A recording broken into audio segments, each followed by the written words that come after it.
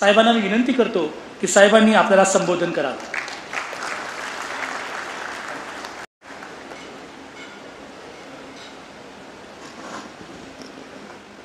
हिंदवी स्वराज्याचे सरसंस्थापक छत्रपती शिवरायांना मानाचा मुजरा करतो।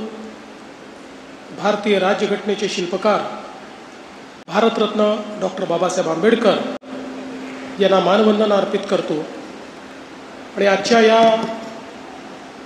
मंडणगड येथील नवीन दिवाणी आणि फौजदारी न्यायालयाच्या इमारतीच्या उद्घाटन प्रसंगी मंचावर उपस्थित असलेले महाराष्ट्राचा गौरव आणि भारताच्या सर्वोच्च न्यायालयात सरन्यायाधीश म्हणून जे आज कार्यरत आहेत असे आदरणीय भूषण गवई साहेब, मंचावर उपस्थित असलेले बॉम्बे हायकोर्टचे मुख्य न्यायमूर्ती श्री चंद्रशेखर साहेब, महाराष्ट्राचे लोकप्रिय उपमुख्यमंत्री माननीय श्री एकनाथराव शिंदेजी, माननीय न्यायमूर्ती श्री मकरंद कर्णिकजी, माननीय न्यायमूर्ती श्री माधव जामदारजी, आमचे सहकारी पालकमंत्री उदय सामंतजी, योगेश कदमजी,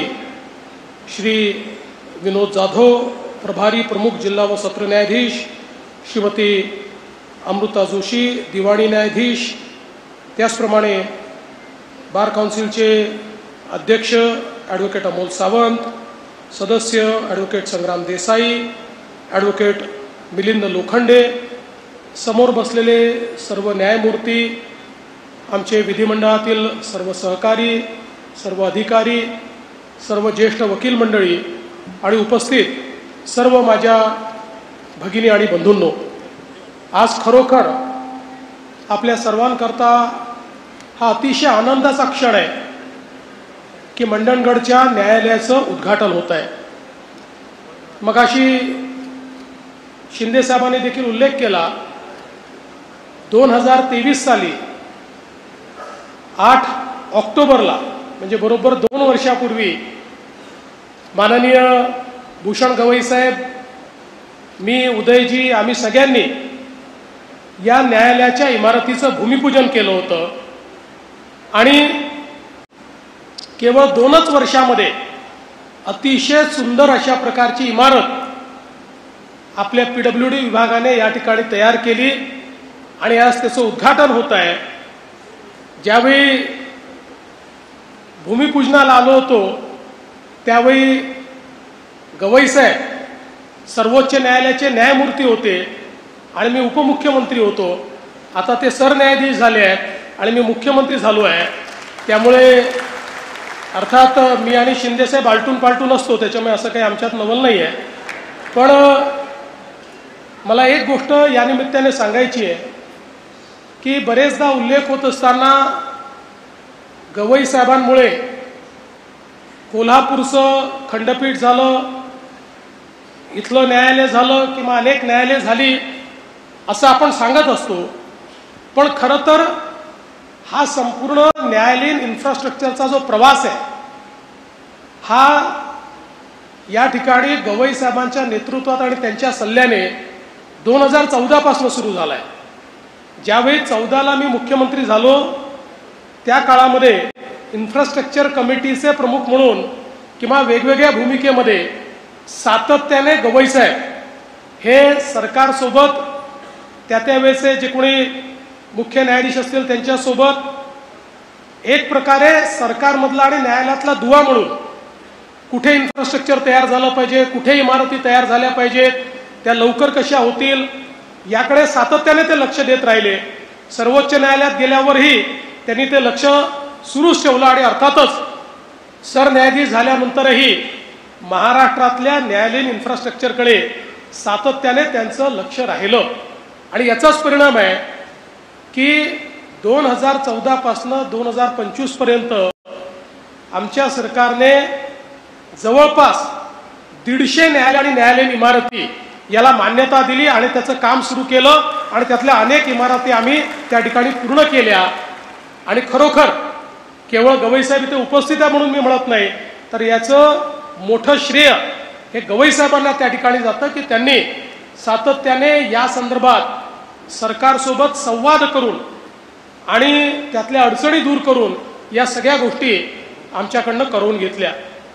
मला याही गोष्टीचा आनंद आहे की मी मुख्यमंत्री असताना, उपमुख्यमंत्री असताना आणि आताही विधी व न्याय खातं हे माझ्याकडेच ठेवलं. जेव्हा शिंदेसाहेब मुख्यमंत्री होते मी त्यांना मागून घेतलं. मी म्हटलं हे खातं मला माझ्याकडे हवं आहे, कारण मी वकील आहे, जरी प्रॅक्टिस करत नसलो तरी त्यामुळे एक थोडं प्रेम या खात्याबद्दल विशेष माझं होतं. आणि म्हणून मी शिंदेसाहेबांना सांगितलं की, आणि ते मुख्यमंत्री असताना देखील आम्ही जवळपास 29 वेगवेगळ्या न्यायालयीन इन्फ्रास्ट्रक्चरला त्या ठिकाणी मान्यता दिली. त्यामुळे उदय सामंतजी आपण काळजी करू नका. चिपळूणचं जी मागणी आपण न्यायालयीन इमारतीची केली आहे ती तात्काळ आम्ही मंजूर करू. तुम्ही बिलकुल चिंता करू नका, लगेच त्याला ही मान्यता ही दिली जाईल. आणि अर्थातच अंबळवेच्या संदर्भातही आपला आराखडा तयार झाला आहे, त्याला वेग देण्याचं काम हे येत्या काळामध्ये आपण निश्चितपणे करू. हे न्यायालय याकरता महत्त्वाचं आहे की आज आपण विचार केला तर इथनं रत्नागिरी जवळपास 150 किलोमीटर आहे. जवळपास 4-4.5 लाख लोकांना हे न्यायालय मध्यवर्ती पडणार आहे.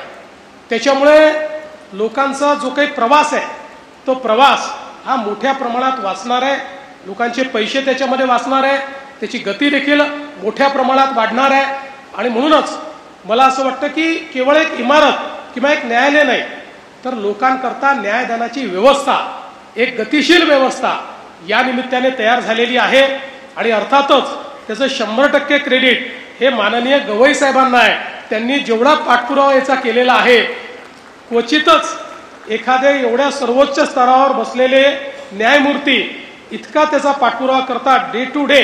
म्हणजे जसं 2 वर्षात इमारतीचं काम पूर्ण करण्याचं क्रेडिट हे आमच्या PWDला आहे, तसंच त्याच्यावर नजर ठेवून असलेल्या गवई साहेबांना देखील आहे. त्यामुळे सगळ्यांकरता एक त्यांनी टाईमलाईन आखली होती, त्या टाईमलाईनमध्ये हे काम पूर्ण करणं अत्यंत गरजेचं होतं आणि ते आज आपण निश्चितपणे पूर्ण करू शकलो. आणि एक मोठी न्यायदानाची व्यवस्था या ठिकाणी आपण केली आहे. आमचा जो कोकणी माणूस आहे हा अत्यंत स्वाभिमानी आहे, तो शांत स्वभावाचा आहे, तो अतिशय प्रेमळ आहे. पण कोकणी माणसाबद्दल असं सांगतात की एकदा कोर्टात गेला तर तो काही मागे हटत नाही. त्याच्यामुळे कोर्टाचा निर्णय झाल्याशिवाय तो काही पाठीमागे हटत नाही. आणि म्हणून या सगळ्या परिस्थितीमध्ये या न्यायालयाच्या माध्यमातून हे जे काही प्रलंबित खटले आहेत ते वेगानं त्या ठिकाणी निकाली निघतील याबद्दल माझ्या मनामध्ये कुठलाही संशय नाही. आज खरं म्हणजे आपण बघतो आहोत की अनेक बदल आता या ठिकाणी झाले आहेत. आमच्या बॉम्बे हायकोर्टने आता थेट प्रक्षेपण देखील सुरू केलेलं आहे. थेट प्रक्षेपण सुरू झाल्यामुळे अनेक आता खटल्यांच्या संदर्भातले व्हिडिओ हे आम्हाला यूट्यूबवर पाहायला मिळतात आणि त्यातनं अनेक कशा प्रकारे न्यायदानाची प्रक्रिया चालते ही देखील आता लोकांपर्यंत त्या ठिकाणी पोचते आहे.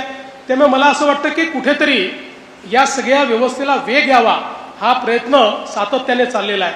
आणि माननीय आपले सरन्यायाधीश गवई साहेब यांचं तर नाव या सगळ्या ज्युडिशियल इतिहासामध्ये याकरता लिहिलं जाईल की व्यवस्थांमधल्या ज्या गॅप्स आहेत त्या भरून काढण्याकरता त्यांनी जे काम केलं आहे, ते इन्फ्रास्ट्रक्चरचं असो, ते मॅनपॉवरचं असो, त्या न्यायमूर्तींच्या रिक्त जागांचं असो, या प्रत्येक बाबतीमध्ये ज्या वेगानं त्यांनी हे काम केलेलं आहे ते खरोखर मला असं वाटतं की इतिहासामध्ये त्याची नोंद होईल.